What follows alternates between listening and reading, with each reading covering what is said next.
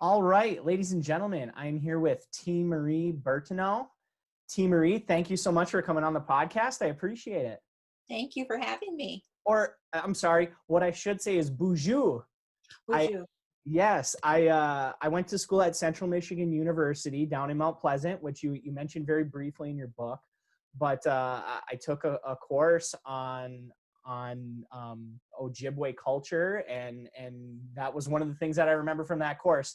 I don't want to date myself and say how long ago I was in college, but that's one of the things that I remember that I don't get to use all that often. So. No, we don't even, up here, we don't get to use it enough. Right, sure. right. So I feel as though I know your history very well. And one of the first questions I usually ask people is to kind of tell me about their growing up in the UP or things that kind of stand out. But I don't want to give away too much of your book because a lot of that is what it's about. But for those listening in, can you just talk a little bit about your background, where you're from and that type of thing? Sure. I was born in Houghton County in the UP. I lived here until I was 10. And then my family started a cycle of moving frequently. And then eventually, when I became an adult, all of my family moved back to the area, except for me. So I only recently returned. So now we all live back here. But Oh, okay, great. yeah, but we've been all over. So you don't just wake up one day and decide to become a writer. So can you kind of walk me through that process a little bit of how you becoming an author came to be? Um, I think even when I was a young girl, I would express my emotions through writing. And even if I wasn't making up the writing myself, um, I would take like a song or a poem or something and insert the words to that particular song that fit my situation. So it kind of started when I was really young. And then when I was in the 7th grade, I read Uncle Tom's Cabin, and I don't know, there was something about that book that just really struck me, and I wanted to write a novel about slavery. And so that was my first long form writing that I did. I never Sure. finished that book, but I did do a lot of writing for a 12-year-old, Yeah. And then after that, it just was always, because I moved so much, I had a pen pal, and we wrote like once or twice every week. And I think that kind of developed that in me, that processing through words. And then I always thought about going into journalism. I was in journalism for a short time, but I didn't really like that kind of stagnant. It felt kind of stagnant to me. I always wanted to do like the feature stories, Sure. or so I did special sections and stuff. And then I went through I always had, like, my family was always first for me. It's like Sure. I just felt like I needed to devote my time to my kids and my husband and my home. And so writing takes a lot of time and energy, a great deal. And I just didn't have that um, discipline at that Sure. time. So once my kids were older, and I went through a issue at work where my health had deteriorated and I couldn't do the job I was doing anymore. And so I left that job, separated from that company. I'd been there quite a while, and I was really grieving about that, wondering about myself, because this wasn't that long ago. What was I going to do? Mm-hmm. What was my future going to look like if I couldn't work? And so I thought, well, I'm going to write a book. So it was a good way, because I was grieving, and then I had a lot of things in my past that dealt with grief. And so it was just a really excellent opportunity for me to just sit down, and the house was totally quiet. I got up every morning, and the minute everybody was gone, I started writing. And I would just sit in my pajamas and write until, I don't know, noon, 1, 2, whatever it took, for me to get done what I wanted to do that day. And I just got to process a lot of things, not only my work, worrying about my work. It kind of got that out of my head, but I could process my whole childhood and all the grief that I had carried from losses in my family and such. So it was just a really good experience, healing experience for me. That's super interesting, because I myself am a writer, and everything that you're saying echoes true with me, as far as it takes a lot to write, and it ends up getting put on the back burner a lot of times to your family and your work and everything else that's going on. So I can relate to everything that you're saying. I know not everybody is a writer, but like I said, I can relate to you there. So how long did the process take for this book, as far as putting these memoirs together? Um, the book itself, I think, the first draft, initial draft, it kind of started out as like a novella length. It was Sure. pretty short. Because I was focused on my grandma, who is one of the main characters of the book. Which sounds strange, being it's my memoir, but Right. it was kind of focused on her. It was, I kind of consider it a love letter to my grandma, because she meant a lot to me in my childhood. And so it was basically a story about her. And then I realized that, I can say that, my grandma meant so much to me. This is why she meant so much to me in different ways. But unless I explained my life outside of her home, it wouldn't really make a lot of sense to people. It wouldn't have a foundation. So I ended up having to go and bring in generations and, my immediate family, everything that was going on in our household. And in order for all of that and all of my emotion and my bond with my grandma to make sense. So that's what got it to the novel length. And that really did take a couple of years with revisions and then editing and such. Was it tough to collect those memories? And I say collect because you're really drawing on what you remember as much as you can. Was it hard trying to collect all of that and piece that together? I was really shocked that once I sat down and started to write, like I did it by scenes that I remembered that had really made an impression on me. I wrote the book like that. I remember this scene and this scene and this scene. And so I wrote those scenes, and they were naturally, because I remembered them, they had a lot of emotion behind them, most likely, or there's something about them that really stuck with me. So once I started writing it, it just came back so easily, and I was able to just almost like watch a movie of it in my head, and collect details that, oh yeah, it was just so interesting how it came out.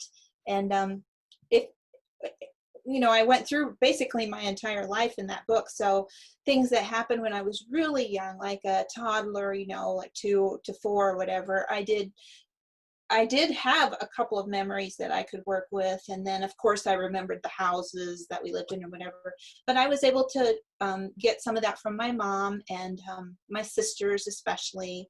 And then we could piece scenes together that I didn't have whole enough in my own memory. Sure. And then with memoir too, it's not that you're making things up, because you have to be truthful, but you can like tie your story together as best you can so that it's not so piecemealed. You know what I mean? Sure. Yeah. So as long as it doesn't affect your story, you're able to kind of complete the scene or whatever by this is what that felt like. Okay, when this happened, these are the feelings I felt and what would have caused that. So then you can create the scene that way. Yeah, So absolutely. yeah. Yeah. So it just worked out for me, and I didn't feel at all like I was overstepping or, it just felt very real life to me.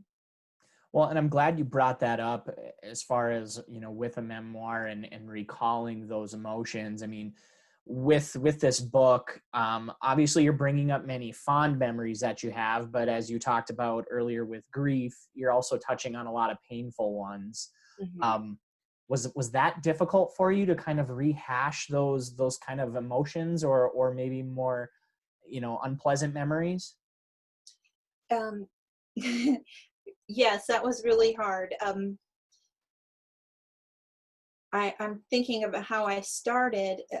Some of the beginning paragraph or chapters, they were very sad for me in that they brought me back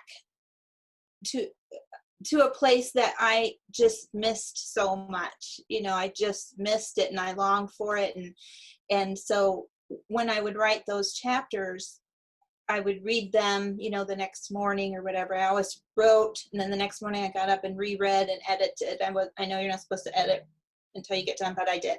And so I would read, and I would just cry because it just felt like I was there again, and it just felt so um, it just felt so real to me. I can't even explain it, but I would cry about it, and then I would pull myself together, and then I would move on to the next chapter, And so that was kind of the beginning. Now, when I wrote that first draft, when I got to the end and I took it to a freelance editor that I knew, and she read it, and she said, "Wait a minute, where's the rest of your story?" She goes, "What happened?" Well, I had like totally skipped over the part I didn't want to talk about, like what Right. happened after, and I said, "I don't want to talk about that part." And she's like, "But you don't have a whole, it's not whole."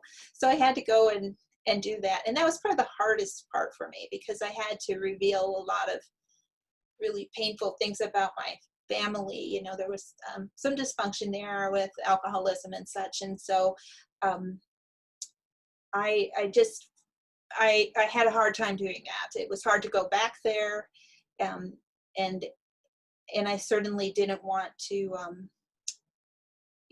So much healing has gone on in our family, so I didn't want to dredge anything up or hurt anybody or set anyone back or anything like that. So I had to do a lot of thinking about how I wanted to go about that, and fortunately, my family was all super supportive, and that really helped. And I That's wasn't great. angry either. When I was writing, I wasn't angry. Um, I felt like we had come to a place where we could look at it, and so that helped. I that's to me that's very special, because it would be very easy to feel anger about it, or even for your family members to maybe, feel shame, or for whatever reason or another not wanting to kind of, put your family business out there like Right. that. But what I kind of enjoyed most about it was not only just talking about alcoholism, but kind of, the death of mining towns, a little bit of underlying racism. There's a lot of different themes there that um, you kind of took the rose colored glasses off when looking at not only your family, but really kind of the Upper Peninsula in general. Mhm. It's very easy to talk about all the great things about the UP in this area that we call home. But it's not always easy to, talk about unpleasant subjects that maybe are tied with the place that we live. But I feel like you did that in a very nuanced and respectful way. I really appreciated too in your book the portion that you mentioned that, Native Americans abstain from alcohol at a rate of 60% compared to 43% of whites. Mhm. um, and then the reason I like that is because you're using hard data to basically kind of dispel a stereotype. um, Throughout the course of writing this, was there any other sort of interesting or useful data that you found while working on this? No, I really didn't focus on data at all when I did my book. Okay. That was something that we did in revisions. Um, to kind of help that section of the narrative, Sure. to give it some basis. And so after I did that, I wish I would have done a little more research in that way, but it was ended up being that my story was so family focused, and so I did not do a lot of statistical research for it. Sure. Sure. Another thing that I really liked about it is, you're shedding a light on a part of like the UP's culture that doesn't get a big enough spotlight, in my opinion. So what I mean by that is, when people talk about the UP, or especially the copper country, the vast majority of folks just automatically think of mining and the mining history and everything that goes along with that. But as you well know, well before mining was ever even a thing, indigenous tribes and people were here well before that. Right. Um, was it your plan as you started writing this to kind of shed some light on your culture from the get-go, or did that just kind of evolve with the book as you put more memories down? That really evolved, um, in telling the whole story of my family, because well, yeah, without giving away the book, part of the book deals with my native culture, right? And Right. something that I kind of learned. Um, and so I needed to build on that. Why, how did that come to be in me? And so I I got to learn so much. I mean, I've come such a long way, even since when I finished the book, about, learning about my culture and reconnecting with my tribe, and um, really experiencing what it means to be a native, and what it was like before colonization, and what things are really healthy and happy for us to experience. And so those are things that came out of writing this book. So it was a really good kind of catalyst for me to learn. Sure. And I apologize. I forgot to ask you this earlier, or have you put that out there.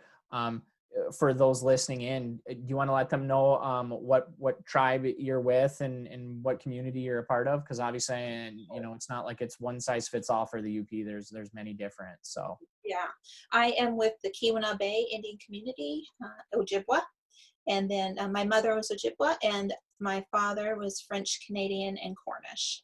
great. Okay. So another part of your book that really kind of resonated with me is the fond memories that we touched on a little bit earlier, that you said you have about your grandmother and how she was kind of a main character. Mm-hmm. I grew up like 5 blocks from my paternal grandparents, and my maternal grandmother was maybe 2 miles away.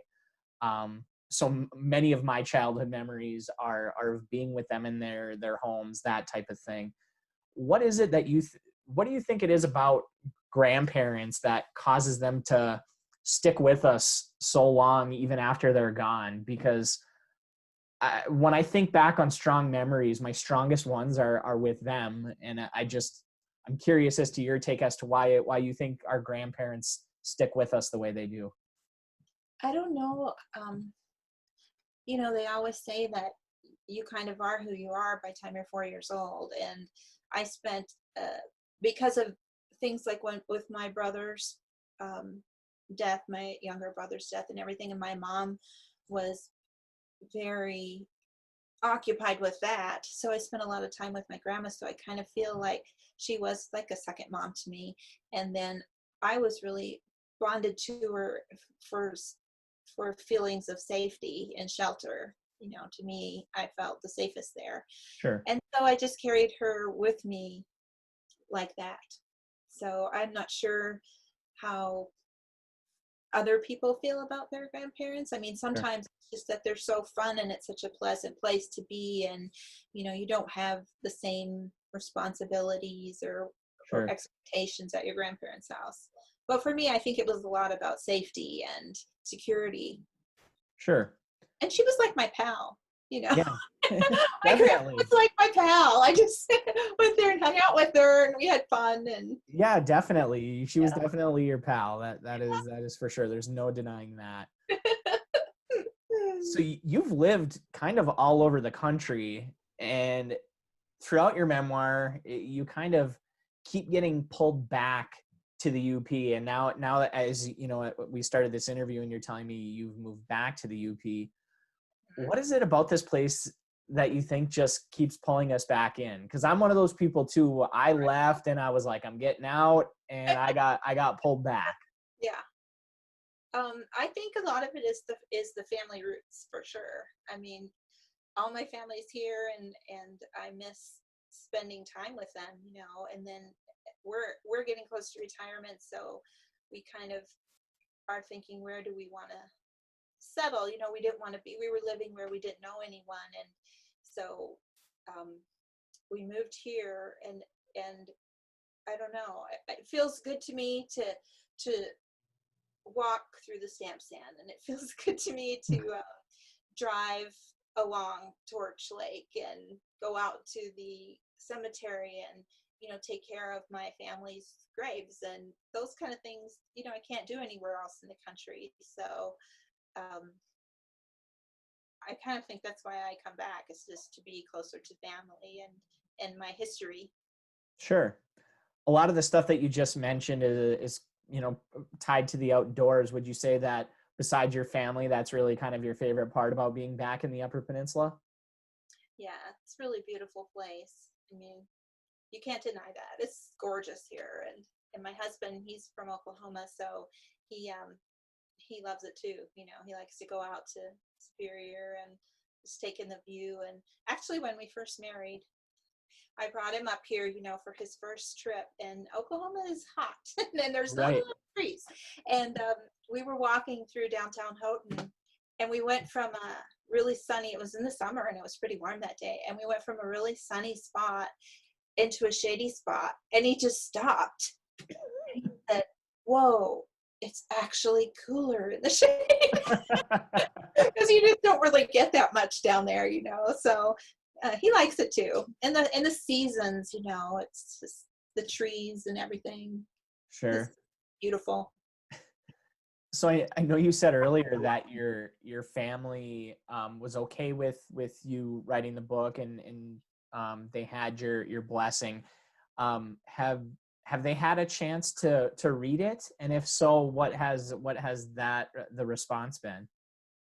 Yes, definitely they have read it. And whenever I finished a draft or new material after they read the full draft, I would send it out to them, whoever was involved in it. Sure.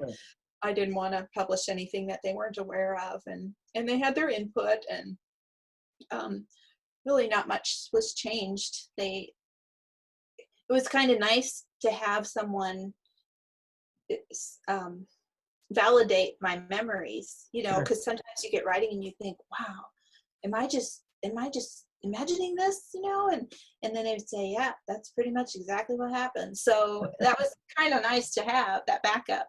But yeah, they were great about it. I mean, I think they're all to that point too, where they feel like we're healed and that's the past, and we're okay with telling the story, because it is a really interesting story overall, spiritually. Hmm.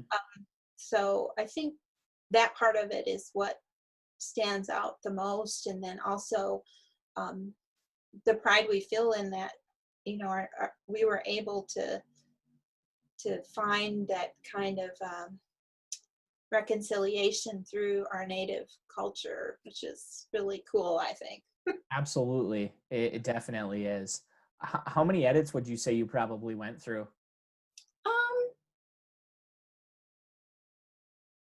Before I got to Lanternfish, I really just did the one, which Mhm. was a pretty big one, Sure. and then Lanternfish did one revision. That was a pretty big revision too. But then after that, it was just the line edits, and yeah. So I'd say two pretty big additions to the book itself to round it out, and then just the regular line edits. Okay. How did so you mentioned Lanternfish, your publisher. How did that come about? Did you put feelers out there? Did they approach you, or how did that come together?